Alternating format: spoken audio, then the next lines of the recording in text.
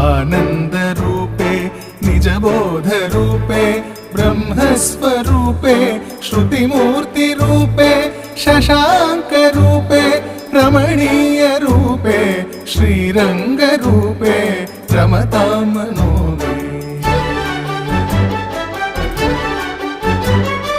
कावेरी तीरे करुणाविलोले मन्दारमूले धृतचारुकेले दैत्यान्तकाले अखिललोकलीले श्रीरङ्गलीले रमतां मनो मे।